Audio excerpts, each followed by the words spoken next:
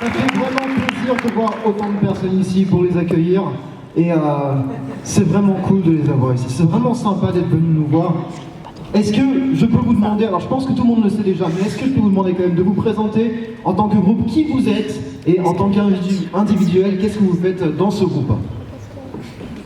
Alors moi je m'appelle François et ouais, j'écris, je réalise et des fois je joue, voilà. Moi c'est Mathieu et je suis un peu comédien, voilà. C'est Slim, et je réalise et je joue. Moi c'est Florent et je suis surtout comédien. Moi c'est Léonore et je joue. Parfait, donc voilà. Est-ce qu'on peut les applaudir encore une fois?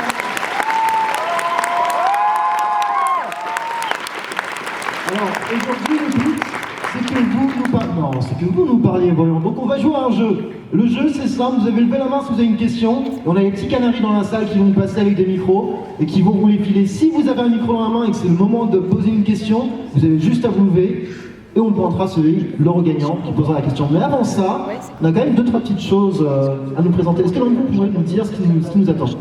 Alors, est-ce qu'il y a des gens qui étaient là à la conférence hier? Ok, alors vous l'avez déjà vu du coup, vous allez le revoir. Pas de spoil. On vous a amené donc une petite surprise, on vous a amené le bêtisier de la théorie des balls. Alors, est-ce que tu peux nous expliquer cette théorie? Alors la théorie des balls, c'est une série qu'on vient de finir de diffuser sur French Ball. Bon, je pense que si vous avez applaudi, c'est que vous l'avez vu. Et donc voilà, on voulait sortir le bêtisier un peu plus tard sur internet, mais on a fini une version bêta là pour pouvoir vous la présenter, pour vous montrer à quel point nous aussi on se foire souvent. Voilà. Donc on va lancer ça tout de suite. allons-y. Et nous on va peut-être descendre. Oui, on va sortir du cadre.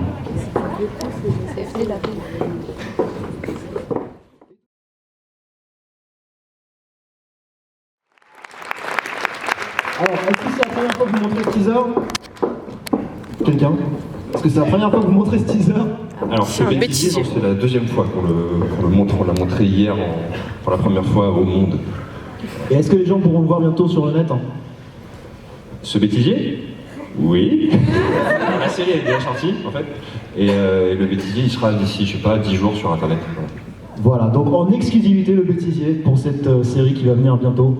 Donc, est-ce que on va passer peut-être aux questions avant de vous parler de ce bêtisier, de ce montage?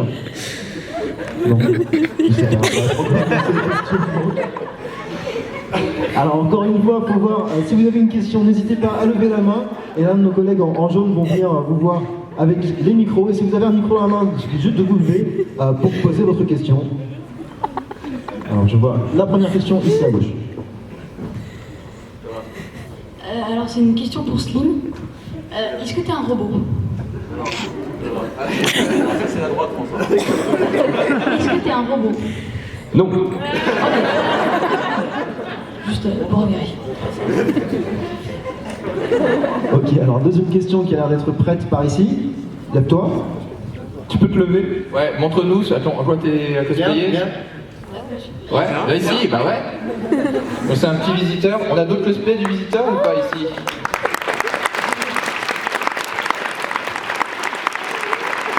Tu t'appelles comment? Tito. Tais-toi. T'as une question? Il est pas là, Raphaël Descraques? Ok.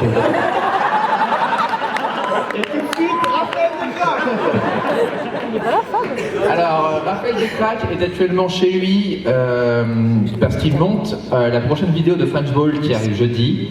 Et si vous aimez les détectives qui sont rapides, ce sera pour vous. Voilà. Alors est-ce que la prochaine question... Oui, la prochaine question est prête. Je pense que c'est à mon tour.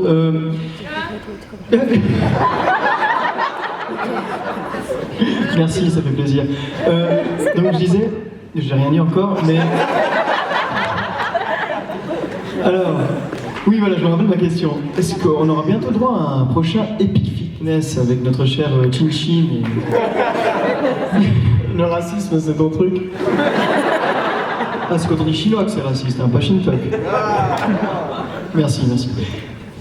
Alors oui, il y aura prochainement un troisième Epic Fitness avec Chin Chin peut-être, on ne sait pas encore exactement, mais il y aura un troisième Epic Fitness. Et on a fait un Epic Fitness Urban Edition, un Office Edition, et il y aura donc un School Edition. Voilà. Teaser. Est-ce qu'il y a peut-être une date, je veux dire, une petite fourchette? Courant 2015, je pense. Oh, c'est déjà pas mal, hein. Merci beaucoup en tout cas. Avant juin. Nickel. Voilà, j'enchaîne, bonjour. Bonjour. Est-ce que Florent a pris sa guitare avec lui aujourd'hui? Oui, mais alors la toute petite. La toute petite. Attends. C'est dommage parce qu'on aurait voulu une chanson en fait. Elle projette vraiment pas beaucoup. Waouh. C'était bien, hein? Merci beaucoup.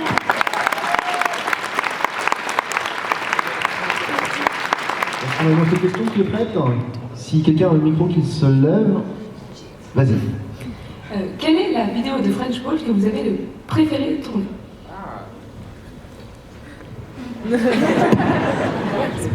C'est une bonne question parce que des fois, ce qui est facile à tourner, c'est pas forcément les meilleurs pour le public, et des fois, ce qui est dur à faire rend bien, quoi.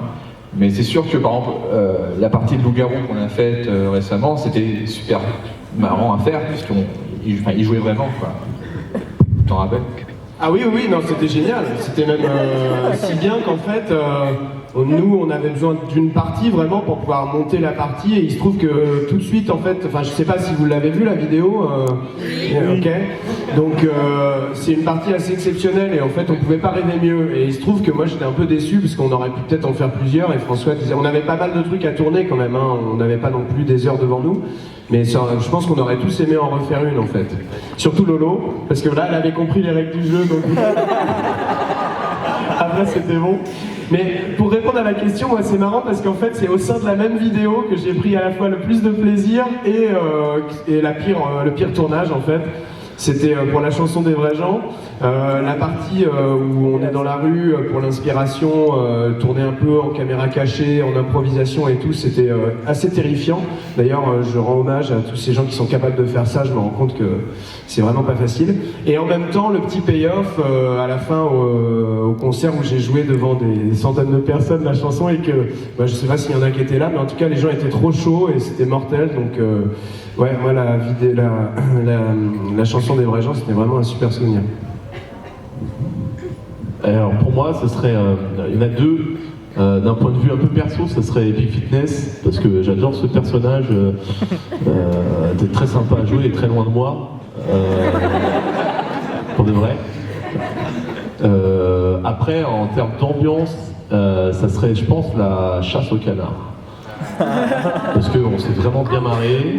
En plus, ils m'ont fait jouer un truc qui est encore très loin de moi, donc ouais, c'est génial. À chaque fois, j'adore. Et en termes d'ambiance, c'était vraiment celle-ci, je pense. C'est vrai que la chasse au canard, on a été surpris par le fait que ce soit une si bonne ambiance. Et en fait, sérieusement, quand t'es réal et que les acteurs se marrent, souvent tu leur dis putain arrêtez les gars, c'est relou, faites-moi une bonne prise. Et quand même c'était peut-être la première fois peut-être de ma vie où j'étais réal et j'étais comédien avec eux, même si j'avais très peu de répliques. Le fait d'être avec eux, de me marrer avec eux, de voir que c'est dur de ne pas rire, surtout devant Florent qui fait en fait, j'étais beaucoup plus tolérant et beaucoup plus relax, et même si on a eu genre 2 heures de retard et tout, et ben ça s'est très bien passé et c'est sûrement une des meilleures expériences de l'année pour moi de tournage, quoi. Oui, je vais rien rapporter de neuf. La chasse au canard, clairement, c'est celle où je me suis le plus marré aussi. Lolo, tu... Moi j'ai beaucoup aimé le paramétrage de la vie où j'avais un rôle assez complexe finalement parce que très loin de moi. Et après mon autre meilleur souvenir, c'était dans la théorie où c'était Merci aussi... quand même. Hein? Si quand même, on en parle un peu. Bah oui, il faut en parler, et où c'était là beaucoup plus proche de ce que je suis. Oui. C'est dommage que tu aies été coupé au montage. Voilà. Non mais c'est vrai que merci d'en parler parce que c'est vrai qu'en fait, comme la théorie des balls, on l'a tournée entre la fin août et début septembre, je dis pas de bêtises, ou c'était fin août. Enfin voilà, courant du mois d'août quoi. En fait c'était un peu séparé du reste du tournage de l'année, ce qui fait qu'on a l'impression que d'une certaine façon, même si pour vous, comme c'était diffusé là dans le courant de l'année, ça fait complètement intégralement partie de French Ball, évidemment. La théorie des balls fait intégralement partie de French Ball, mais pour nous c'est un souvenir qui est déjà de tournage qui est assez lointain. Et pour autant c'était 10 jours de tournage extraordinaires, où pour le coup, voilà quoi, on s'est vraiment bien marré aussi. Et je rajouterais que en fait c'était la première vidéo du coup, et qu'on avait quand même beaucoup de pression je pense, et que du coup si on la refaisait maintenant, ça serait sûrement la meilleure, la plus grosse ambiance à mon avis. Mais en début là, en fin août, déjà t'es un peu dégoûté, tu reviens de vacances, tu revois tous ces gros cons et tout. Et du coup, voilà, un peu de pression, tu te demandes si ça va bien prendre, ça faisait quand même 4-5 ans qu'on nous demandait une suite, un peu. Donc un peu de pression, mais ouais, c'est vrai que sinon, en termes d'ambiance, ça a été 10 jours fou, complètement fou. Ok, je crois qu'on peut passer à la prochaine question. Est-ce qu'il y a un micro qui est dans la salle? Oui. Alors moi, c'est une petite question pour Slim. D'ailleurs, quand tu t'es pas présenté, t'as pas dit que t'es écrivain aussi. C'est vrai, j'oublie. Je le rappelle. Et est-ce que tu écris d'autres livres en ce moment? Est-ce que tu trouves le temps? Non. Non, ok. Non. Mais l'expérience parce qu'en fait là, je le dis pour ceux qui n'ont pas forcément compris, qu'on parle de La Meute, donc la suite du Visiteur du Futur en version roman, qu'on a fait tous les deux avec François, c'est-à-dire qu'on a fait l'histoire à deux et ensuite c'est moi qui ai écrit.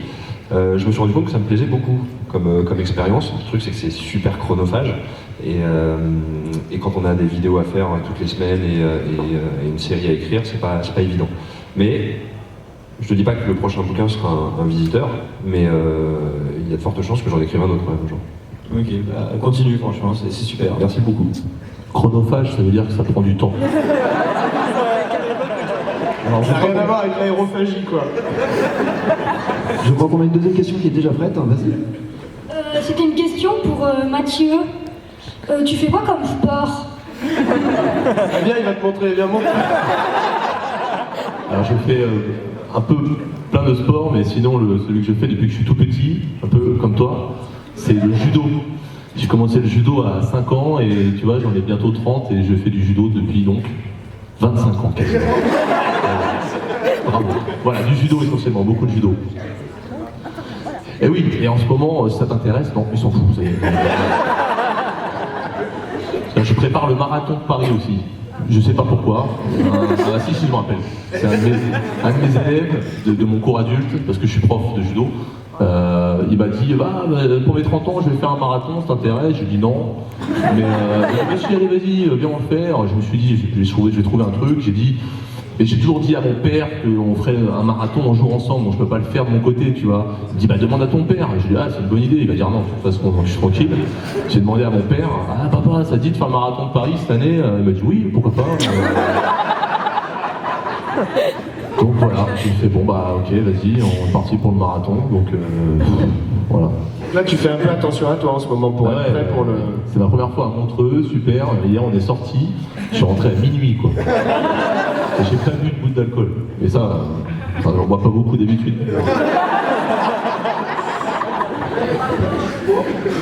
Alors, vas-y, encore une question. Bonjour. Maintenant que la théorie des balls c'est fini, je me demandais si Slimane, il n'y avait pas des thèmes ou des choses que tu aurais voulu mettre de base et que tu n'as pas eu le temps de mettre. Et éventuellement une question pour François par rapport aux visiteurs du futur. Alors, ouais, il y a des choses que j'ai pas pu mettre forcément dans une saison de 10 fois 7 minutes, mais ces choses, je vais pas te dire ce que c'est, parce que je vais les réutiliser, forcément, un jour ou l'autre.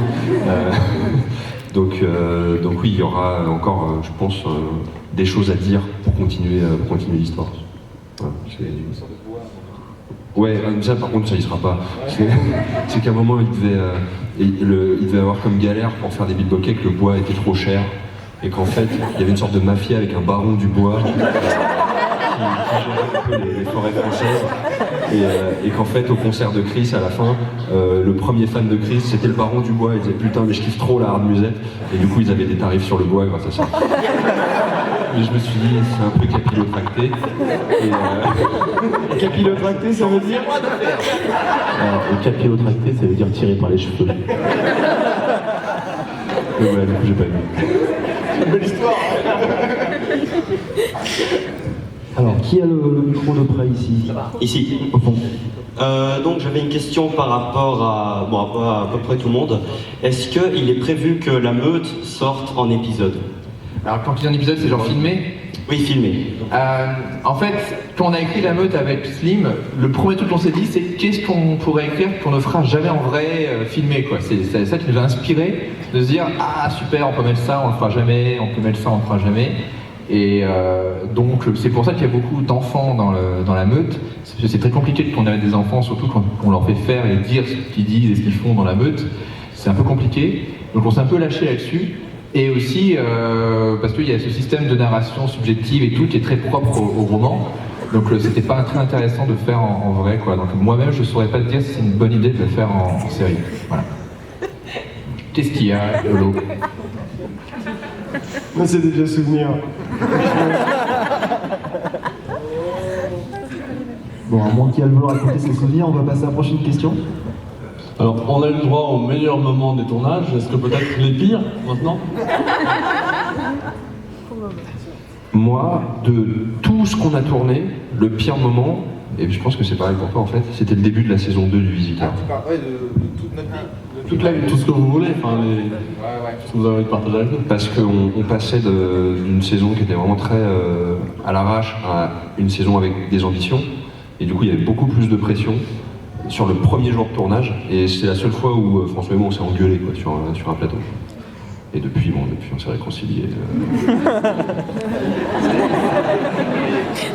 Moi je partage votre expérience, c'était effectivement beaucoup de pression, beaucoup de crainte.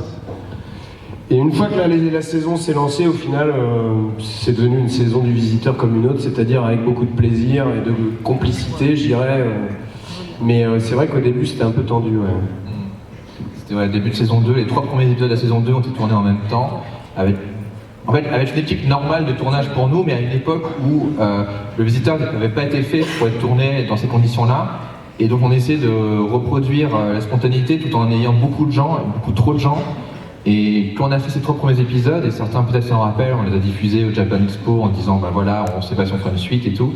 Et après je me suis dit si on doit continuer, il faut changer le système. Donc on est revenu à un système beaucoup plus light en termes de personnes et ça nous a sauvé la série. Ce qui fait que quand on est arrivé en saison 3 et qu'on a pu avoir plus de monde encore une fois, on savait ce qui allait pas marcher, on savait quels étaient les dangers, on savait ce qu'on pouvait déléguer, ce qu'on pouvait pas déléguer. Donc on était plus formés pour ça, donc ça nous a été très utile. Oui, alors le pire souvenir, mais c'est un spoil, donc je peux ou pas? Enfin, sur le Visiteur, quoi. Tout le monde a tout vu. C'est un spoil d'un truc qui est passé. Bah oui. D'accord. Bon, bah, mon pire souvenir, c'est quand je suis morte. C'était vachement triste, voilà. Ah, non mais sérieusement, je me rappelle cette journée, c'était triste, mais c'était hyper difficile parce qu'il y avait beaucoup de plans à faire. C'est-à-dire qu'on a fait toutes les scènes dans la chambre de la reine où pratiquement tout le monde mourait un par un. Enfin, et en gros, on n'avait pas le temps. C'était genre, ok, Léonore, tu te prends la balle, bam, t'es morte. Ok, merci, au revoir. Et c'était assez à la chaîne, on n'avait plus le temps. Et c'était éprouvant, et les gens étaient en mode ah bon, c'était mon dernier plan et tout. Et je crois que c'est la journée où j'ai commencé un peu à craquer mentalement. C'est-à-dire que de me rendre compte que c'était la dernière fois que je voyais ces personnages-là, et en même temps de ne pas avoir le temps d'en profiter et de dire ben ouais, faut qu'on enchaîne, c'était assez dur émotionnellement, quoi. Mais ça valait le coup, parce que je savais que c'était quand même, on faisait un truc bien, quoi. Donc c'était dur, mais c'était quand même bien au final, je pense.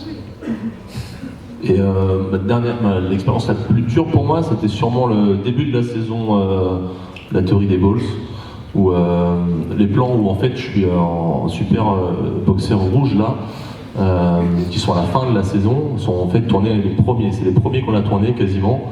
Et encore, Slim a réussi à le décaler au 2e jour de tournage. Donc ça a été un peu difficile, même si j'ai l'habitude depuis très longtemps de montrer mon corps pour Slim et mes potes. Là c'était compliqué parce que parce qu'il y avait beaucoup de monde en fait. Voilà, il y avait énormément de gens. Et donc du coup c'était dur. Non, pas trop, c'est pas le côté de montrer mon corps, c'est surtout que c'était assez difficile dans le jeu, dans l'intention. Et du coup, il y avait quand même, à ce moment-là, c'était grave. Et donc c'est pas des trucs que j'ai l'habitude de faire. Donc c'était un superbe challenge en tant qu'acteur. Et donc ça rendait la chose encore plus compliquée d'être à poil et de se dire que tout le monde te mate. Même si j'aime ça, mais du coup c'était ça le risque, c'est que ça m'excite en même temps. Alors je ne vais pas être excité, je vais être dans la profondeur, tu vois. Et pas la profondeur dessous, là, attention. Voilà, je me tais. Merci beaucoup. Ok, je pense qu'on va passer à la question suivante. Qui a le micro maintenant? S'il y a un micro en salle, que la personne se lève avec, tout simplement. Voilà, en plein milieu. Bonjour, est-ce que vous allez refaire des épisodes du Visiteur du Futur comme la première saison? C'est-à-dire des petits sketchs? C'était un truc qu'on s'est souvent posé comme question, genre et si tout d'un coup on s'en fichait de l'ambition du truc, on reprenait un truc court comme ça. Je pense pas que ça soit très marrant en fait, c'est ça ce que moi je reproche souvent à Internet, c'est quand les gens n'évoluent pas vraiment, enfin ils ont un truc qui marche, ils se disent bon, c'est bon, on a plus d'efforts à faire. Et le Visiteur du Futur, c'était un peu notre épreuve pour dire, même si ce truc fonctionne et même si on adore le faire, comment le faire évoluer sans qu'on ait l'impression de ressortir les vieux tubes en mode « Hey, vous vous rappelez de voilà ce qui va se passer ?» Et ça, c'est un truc qui, moi, me terrifie. Hein, c'est ce recyclage constant et tout. Et si on est sur Internet, c'est justement pour pouvoir proposer des trucs. Parce que à la télé, justement, ça aurait été un succès à la télé, on nous aurait dit bah, « Surtout ne changez rien !» chaque épisode, c'est un voilà ce qui va se passer, c'est une catastrophe et tout, etc. Vous changez rien du tout, c'est ce que le public veut et tout. Et on nous aurait demandé d'en faire des palettes complètes d'épisodes comme ça. Et l'avantage d'Internet, c'est de dire non, on peut faire évoluer le truc. Donc en fait, maintenant qu'on a fait évoluer le truc, je pourrais te dire que, vu que ce serait notre choix, je pourrais dire oui, on pourrait reprendre des sketchs, ça ne me dérange pas, puisque c'est de mon propre chef, c'est pas par peur qu'on nous oublie, tout, etc. quoi. Mais ce n'est pas prévu du tout pour l'instant. Voilà. Alors, il nous reste encore quelques minutes pour encore poser deux petites questions, je pense. Donc, qui a le micro maintenant, qui veut se lever avec? Je ne vois pas. Au fond, peut-être. Ah oui, voilà. C'était une question pour le Visiteur du Futur. Quand il y a la base d'Henri Castavolt, pour savoir comment vous avez fait cette base, est-ce que c'est un montage La base, je pense qu'il parle avec du le laboratoire. Le labo, voilà. Oui, c'est un sous-sol. Attends, tu parles de quelle saison? Comment pas? Le laboratoire. Formule autrement, je vois. Alors, avec le robot. Oui. Alors. Comment on a... Oui. Allô? Alors, oui. Vas-y. Vous l'avez fabriqué ou... Tu parles de... Slim? Non, oui. Slim, non, c'est... Non, je veux dire, il a une maman et tout, quoi. Mais vous l'avez fabriqué, ce laboratoire ou... En fait, c'est de quelle saison tu parles? Parce que chaque saison, il est... Le Visiteur du Futur. Oui. En fait, dans la saison 1, il n'y a pas de laboratoire. Saison 2, c'était un bout de couloir de ma cave. Oui, c'était là où j'habitais. Donc on avait mis juste une petite planche pour faire genre c'était un bureau. Et même la porte de son bureau, c'est une porte en 3D. On n'avait pas de porte, c'était la cave où il y a des habitants. Et des fois quand on tournait, il y avait des gens qui disaient bonjour, je viens chercher mon vélo. Et tout. Donc c'était un endroit où on n'avait pas le droit de tourner, mais on descend en scred. Vous l'avez un peu réaménagé. Comment? Vous l'avez réaménagé. Mais vite fait, en fait, on a juste mis des... Quand tu regardes la saison 2, on voit juste des dessins, etc. C'est tout, et des trucs accrochés, mais on n'a rien fait de ouf. Par contre, pour la saison 3, on l'a vraiment construit, c'était un vrai décor dans une cave, celle d'Ankama. Et là, pour le coup, il y a eu un décorateur qui s'appelle Olivier Martin, qui a fait des machines derrière, qui a fait des tables et tout, qui a fait plein de petits accessoires et tout. Donc celui de la saison 3 est beaucoup plus ambitieux et tout. Donc à chaque fois, on l'a fait par étapes. On l'a pas fait en un coup. Quoi. Voilà. Ouais. C'est Olivier Martin, donc notre décorateur, qui s'est occupé de ça surtout dans la saison 3. Oui, alors Olivier, pour lui rendre hommage, il a fait du super boulot en tant que chef d'éco, mais il avait tellement de trucs à faire que le pauvre, il a oublié de passer le balai. Ce qui fait que quand on tournait, notamment l'épisode où on est enfermé dans la cave, où Judith, elle mange les gâteaux qu'on se chamaille, puis finalement on est tous les deux très complices à la fin, qu'on se raconte un peu nos petits secrets. En fait, on a passé littéralement la journée par terre dans une cave dégueu. Et pendant 2 jours, c'était des migraines vraiment... donc je pense qu'on a sniffé un peu de mort au rat. Mais bon, voilà, là on est toujours là, en pleine forme. Mathieu prépare le marathon, donc je pense qu'au final c'est pas si grave que ça. Mais le décor existe toujours, c'est que même 2 ans après, quand on va en Kama, dans la cave, il y a toujours les tables, il y a toujours le truc, et je pense que les employés dans le Kama pensent que c'est un laboratoire, qu'il y a des gens qui travaillent, donc ils n'osent pas toucher. Alors encore une question, qui a le micro maintenant, qui se lève? Ou elle? Oui, bonjour. Vas-y. Je veux savoir pourquoi est-ce qu'Éléonore on la voit presque pas dans French Ball? C'est Éléonore qui t'a demandé ça, c'est ça? Non. Mais c'est une très bonne question. Pourquoi je sais pas, tu sais, après on n'est pas toujours... je fais beaucoup de choses, je travaille beaucoup avec Golden Moustache depuis 1 an. Mais alors pourquoi t'es ici pour French Ball? Lui, il aime les choses dans des boîtes très rangées, tu vois, il veut pas que ça se mélange. Bah tu sais quoi, c'est une amie depuis très longtemps, et Moustache, je les aime bien, hein, mais bon, je pense qu'ils sont beaucoup inspirés de notre groupe à la base pour recruter. Et tant mieux, ça fait bosser les gens, je suis très content, mais j'ai pas besoin de me demander leur autorisation pour faire venir des amis à Montreux. Voilà, et je rêvais de voir Montreux, donc François gentiment m'a proposé de venir. Ok, merci.